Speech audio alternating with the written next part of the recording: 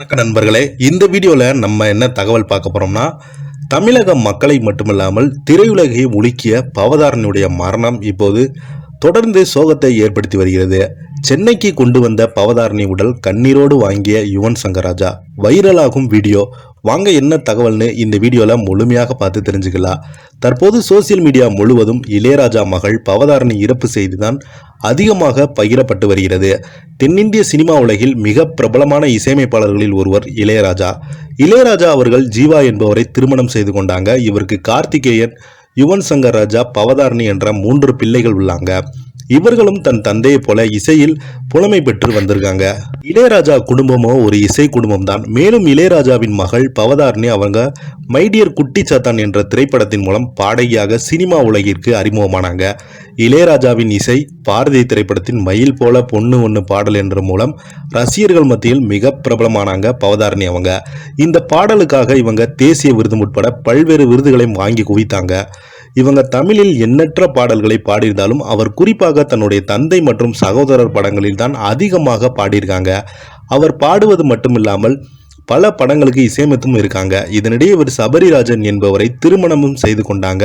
Hotel ஒன்றை நடத்தி வராங்க. இவர்களுக்கு குழந்தை இல்லை. சபரிராஜன் தான் தன்னுடைய சொத்துக்கள் அனைத்தையுமே பவதாரணி பெயரிலே வாங்கியிருக்கிறார் என்பதும் குறிப்பிடத்தக்கது. இப்படி ஒரு நிலையில பவதாரணி அவங்க உடல்நல குறைவின் காரணமாக காலமாகி இருக்கும் சம்பவம் தமிழ் திரையுலகில் பெரும் அதிர்ச்சியை ஏற்படுத்தியிருக்கிறது. பவதாரணிக்கு புற்றுநோய் இருக்கிறது. இதற்காக இவங்க சமீப காலமாக இலங்கையில் ஆயுர்வேத சிகிச்சை எடுத்து வந்திருக்காங்க. கிட்டத்தட்ட கடந்த 5 மாதங்களாகவே இலங்கையில் சிகிச்சை மேற்கொண்டு வந்திருக்காங்க. அதே போல இளையராஜாவும் இலங்கையில் தான் இருந்து வந்திருக்கிறார். 28ஆம் தேதி இவரை மியூசிக் கான்சென்டர் நடைபெறுவதால் இவர் தன்னுடைய மகளை கவனித்துக் கொண்டு தன்னுடைய இசை வேலையும் செய்திருக்கிறார். இப்படி இருக்கும் நிலையில நேற்று இரவு 7 மணி அளவில் மூச்சு திணறல் ஏற்பட்டு பவதாரணிக்கு உயிரிழந்திருக்காங்க.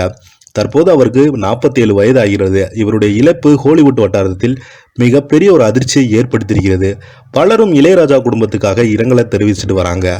இந்த நிலையில இன்று மாலை சென்னை விமான நிலையத்தில் பவதாரணி அவங்க உடல் கொண்டு வரப்பட்டிருந்தது. நேற்று மாலை இது வாங்குவதற்கு அவருடைய உடன் பிறந்த சகோதரர் கார்த்திக் ராஜா, யுவன் சங்கர் ராஜா இருவருமே விமான நிலையத்திற்கு வந்திருக்காங்க.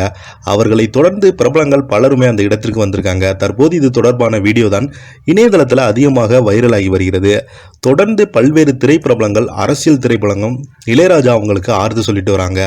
நிறைய பேர் நேரில் போய் அஞ்சலி செலுத்திட்டு வராங்க பவதாரணி அவங்களுடைய உடலுக்கு. தமிழக முதலமைச்சர் பார்த்தீங்கன்னா இளையராஜா அவங்க குடும்பத்திற்கு ஆழ்ந்த இரங்கலையும் தெரிவிச்சுட்டு வராங்க. இந்த நிலையில பவதாரணி அவங்க உடல் இன்று மாலை 6 மணி அளவில் அடக்கம் செய்யப்படுவதாக தகவல் குடும்ப வட்டாரங்களிலிருந்து தெரிவிக்க வைக்கப்பட்டுள்ளது. இந்த வீடியோ நீங்களும் பவதாரணி அவங்களுக்கு இரங்கல் தெரிவிக்கணும்னா கீழே உள்ள கமெண்ட் பாக்ஸில் மறக்காம பதிவிடுங்க. நன்றி, வணக்கம்.